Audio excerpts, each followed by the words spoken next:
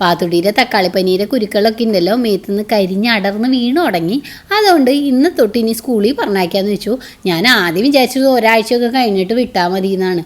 പിന്നെ കൊച്ചിന് വീട്ടിൽ ഇരുന്നിട്ട് ബോറടിച്ചിട്ടേ ഞങ്ങളെ പറയാത്ത ചീത്തയൊന്നുമില്ല. ആദ്യത്തെ സ്കൂളിൽ ശനി ഞായറൊക്കെ കഴിഞ്ഞിട്ട് പിന്നെ അവിടെ ആക്കാനായിട്ട് ഞങ്ങൾ പെട്ട പാട് ഒരു കണക്കിന് സമ്മതിക്കില്ലായിരുന്നു കേട്ടാ. ഇവിടെ വന്നപ്പോൾ കംപ്ലീറ്റ് ചേഞ്ച് ആയി. ഇവിടെ സെക്കൻഡ് സാറ്റർഡേ ഒഴിച്ച് ബാക്കി എല്ലാം വർക്കിംഗ് ഡേ ആണ് കേട്ടോ. ഞായറാഴ്ചത്തെ ദിവസം പോലും വീട്ടിലിരിക്കാനായിട്ട് അവൾക്ക് തീരെ ഇഷ്ടമല്ല. ഞാൻ ആദ്യം വിചാരിച്ചു വീക്കിൽ ഒരു ദിവസം മാത്രം ലീവ് ആകുമ്പോൾ കുട്ടിക്ക് ഭയങ്കര ടയറിങ് ആയിരിക്കുന്നു. എവിടെ ഹോളിഡേ ഒക്കെ ഉള്ള ദിവസം വീട്ടിൽ ഇരുന്ന് കുറച്ച് നേരം കഴിയുമ്പോൾ തുടങ്ങും എനിക്ക് ഫ്രണ്ട്സിനെ കാണണം, എനിക്ക് ടീച്ചറെ കാണണം, എനിക്ക് മോണ്ടിസറി പോകണം എന്നൊക്കെ പറഞ്ഞിട്ടേ എനിക്ക് തോന്നിയ കുട്ടീനെ എൻഗേജ് ചെയ്യാൻ പറ്റുന്ന വിധത്തിലുള്ള കുറേ ആക്ടിവിറ്റീസ് ഉള്ളതുകൊണ്ടാണ് ഈ അവിടെ പോകാനായിട്ട് ഇത്ര ഇൻട്രസ്റ്റ്. അപ്പൊ ഇന്നത്തെ ലഞ്ചിന് ഞാൻ കൊടുത്തയക്കുന്നത് പുലാവാണ് കേട്ടോ. അതിനായിട്ട് ആദ്യം തന്നെ കുക്കർ ഗ്യാസ് ഒഴിച്ചു, കുറച്ച് വെളിച്ചെണ്ണ ഒഴിച്ച് ചൂടായതിനു ശേഷം ഒരു മീഡിയം സൈസ് സവോള അരിഞ്ഞത് ഇട്ട് കൊടുത്തു. അതൊന്ന് മൂപ്പിച്ചു. പെട്ടെന്ന് കളർ മാറാനായിട്ട് ഇച്ചിരി ഉപ്പ് ചേർത്തു കേട്ടോ. അത് കഴിഞ്ഞ് ചോപ്പ് ചെയ്ത് വെച്ച ക്യാരറ്റും പിന്നെ ഫ്രോസൺ ഗ്രീൻ പീസ് ഇല്ലേ അതൊന്ന് കഴുകിയിട്ട് അതും കൂടി ആഡ് ചെയ്ത് കൊടുത്തു. ഒന്നെല്ലാം കൂടി യോജിപ്പിച്ച് ചെറുതായിട്ടൊന്ന് വാടിയതിനു ശേഷം ഒരു അര സ്പൂണോളം കുരുമുളക് ഇട്ട് കൊടുത്തു. ഇതിലൊക്കെ മുന്നേ ഞാൻ ഒരു അര ഗ്ലാസ് ജീരകശാല റൈസ് കഴുകിയിട്ട് കുറച്ച് നേരത്തേക്ക് കുതിർക്കാൻ വെച്ചിരുന്നു കേട്ടോ. ഈ രണ്ട് വെജിറ്റബിൾസും കുരുമുളകും ഒക്കെ കൂടി സോട്ട് ചെയ്തത് കഴിഞ്ഞതിന് ശേഷം ഈ കുതിർത്ത അരി ഇതിലോട്ട് അങ്ങോട്ട് ഇടുക. ഇപ്രാവശ്യം ഞാൻ വെള്ളത്തിന് പകരേ നാളികേരപ്പാലാണ് കേട്ടോ യൂസ് ചെയ്യണേ. വെജിറ്റബിൾസ് കൂടി ചേർക്കണോണ്ട് ശരിക്കും അരിയുടെ അളവിന് പാലെടുക്കാൻ പറ്റില്ല. അതുകൊണ്ട് തന്നെ ചെറുതായി മുങ്ങി കൊടുക്കുന്ന രീതിയിലാണ് ഞാൻ പാൽ ഒഴിച്ചത്. മുകളിൽ കുറച്ച് ഉപ്പും ഇങ്ങനെ സ്പ്രിങ്കിൾ ചെയ്തിട്ടു. എന്നിട്ട് കുക്കർ അടച്ചു വെച്ചു. ഒരു വിസിൽ മതി, അപ്പോഴേക്കും റെഡിയാവും. അരിയും പാലും കൂടിയൊക്കെ ചേരുമ്പോഴുണ്ടല്ലോ ചെറുതായിട്ട് വിഷുക്കട്ടയിലൊക്കെ ഒരു ടേസ്റ്റ് പോലെ തോന്നുന്നുണ്ടായിരുന്നു. പാത്തുട്ടിക്ക് എന്തായാലും ഇഷ്ടമാവുന്ന ഉറപ്പാണ്. ഇന്നപ്പോൾ സ്നാക്കായിട്ട് കൊടുത്തയക്കുന്നത് കിവി ഫ്രൂട്ടാണ് കേട്ടോ. സ്കൂളിൽ അവളൊക്കെ ഉണ്ടാക്കി കഴിഞ്ഞിട്ടുണ്ടെങ്കിൽ പിന്നെ എനിക്ക് വലിയൊരു റെസ്റ്റാണ്. ഞാൻ മിണ്ടാതെ കുറേ നേരം ഇരിക്കും. പിന്നെ എഡിറ്റിങ് അങ്ങനെയൊക്കെ ചെയ്ത് നടക്കും കേട്ടോ. 4 മണിയാകുമ്പോഴാണ് പോയി വിളിക്കുന്നത്.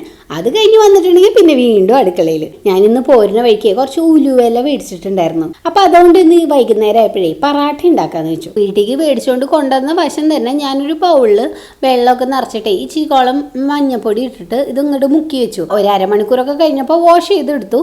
എന്നിട്ട് ഇതിൻ്റെ ഇല മാത്രം പ്ലക്ക് ചെയ്ത് മാറ്റി വെച്ചു ഒരു ബൗളിലോട്ട്. ഇനി ഒരു കത്തി എടുത്തിട്ടേ പറ്റാവുന്ന അത്ര ചെറുതാക്കി ഈ ഇലയൊക്കെ ഒന്ന് അരിഞ്ഞെടുക്കണം. ഇനി ഇതിലോട്ട് ലേശം മഞ്ഞപ്പൊടി, 1 സ്പൂൺ മുളക് പൊടി, കുറച്ച് ജീരകപ്പൊടി, ആവശ്യത്തിന് ഉപ്പും പിന്നെ കുറച്ച് തൈരും കൂടി ഒഴിച്ചിട്ട് എല്ലാം കൂടി അങ്ങോട്ട് മിക്സ് ചെയ്തെടുക്കുക. പരീക്ഷണം ആയതുകൊണ്ട് തന്നെ കൂടുതൽ ഗോതമ്പ് പൊടി ഒന്നും ഇതിലോട്ട് ഞാൻ ആഡ് ചെയ്യുന്നില്ല. ഒരു കുഞ്ഞു ബൗൾ മാത്രമേ ചേർക്കണുള്ളൂ.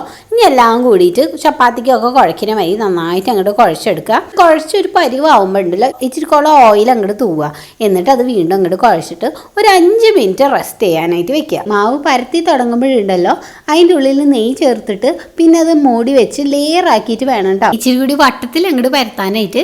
ഓൾ ഇന്ത്യ ട്രിപ്പിൻ്റെ ഇടയ്ക്ക് ഗുജറാത്തിലത്തെ ജുനഗത്തിൽ ഞങ്ങൾ സ്റ്റേ ചെയ്തപ്പോഴേ അവിടുത്തെ ലേഡി ബ്രേക്ക്ഫാസ്റ്റിന് ഉണ്ടാക്കി തന്നതാണ് കേട്ടോ. നെയ്യിലിങ്ങനെ മുങ്ങി കുളിച്ച് കിടക്കണ മേഥി പറാട്ട, അതായത് നമ്മുടെ ഉലുവയിലേരെ പറാട്ട. അന്ന് തൊട്ട് തുടങ്ങിയ ആഗ്രഹമാണ് തിരിച്ച് വീട്ടിൽ പോയിട്ട് ഇതൊന്നും ഉണ്ടാക്കി ട്രൈ ചെയ്യണമെന്ന്. അവരുണ്ടാക്കണ അത്രയും ടേസ്റ്റിലൊന്നും ഒരിക്കലും വരില്ല കേട്ടോ. എന്നാലും ഒരു ആഗ്രഹത്തിൻ്റെ പേരിലേ അങ്ങോട്ട് ഉണ്ടാക്കുവാണ്. ആദ്യത്തെ വരുന്ന ചുട്ട വശം തന്നെ ഞാനും ഏട്ടനും കൂടി ഹാഫ് എടുത്ത് കഴിക്കാൻ തുടങ്ങിയിട്ടാ. ഇനിയിപ്പോൾ ടേസ്റ്റ് ഇല്ലെങ്കിൽ ബാക്കിയുള്ളത് ചൂടണ്ടല്ലോ എന്ന് വെച്ചിട്ടേ ഞാൻ ഉദ്ദേശിച്ച അത്ര ബോറൊന്നും ആയില്ല. പിള്ളേരൊക്കെ അവിടെ ഇരുന്ന് കളിക്കുകയാണ്. അപ്പോൾ അവർക്ക് കൊടുക്കുമ്പോൾ എന്തെങ്കിലും സൈഡ് ഡിഷ് വേണ്ടേ. അപ്പോൾ ഞാൻ എന്ത് ചെയ്തു ഇച്ചിരി മധുരത്തിന് വേണ്ടിയിട്ട് തേൻ ഇതിൻ്റെ മുകളിൽ കൂടെ ചെറുതായിട്ട് അങ്ങോട്ട് ഒഴിച്ചു. അപ്പോൾ എരിവും മധുരവും കൂടി ആകുമ്പോഴുള്ളൊരു ടേസ്റ്റിൽ പിള്ളേർ കഴിച്ചോളൂ എന്ന് വെച്ചിട്ട് പാത്തുവിൻ്റെ അടുത്ത് എത്തിയപ്പോൾ അവൾ ഒരൊറ്റ തുപ്പ്. പാത്തുവിന് ഈ എരിവിനോട് ചെറിയ വിരോധമൊക്കെ ഉണ്ട്. അതുകൊണ്ട് അവൾക്ക് ആ ടേസ്റ്റേ ഇഷ്ടമായില്ല. ഫോറസ്റ്റും ഗൗരിയും കഴിച്ചു കേട്ടോ. കുഴപ്പമില്ലാണ്ട് ഈ ടേസ്റ്റ് ഉണ്ടെന്ന് പറഞ്ഞാൽ വീണ്ടും വീണ്ടും എൻ്റെ ഇത് ചോദിച്ച് കഴിക്കുന്നുണ്ടായി. പിന്നെ വിഭുവിന് ഭയങ്കര ഇഷ്ടമായി. അവൾക്ക് ഈ പറാട്ട അങ്ങനത്തെ സാധനങ്ങളൊക്കെ നല്ല ഇഷ്ടമാണ്. അടുത്തത് ഞാൻ അമ്മ പൂജാമുറിയിലായിരുന്നു. അതുകൊണ്ട് അപ്പം തന്നെ കൊടുക്കാൻ പറ്റില്ല. കുറച്ച് കഴിഞ്ഞപ്പോൾ അമ്മയ്ക്ക് കൊടുത്തപ്പോഴും അമ്മയ്ക്ക് ഭയങ്കര ഇഷ്ടമായി.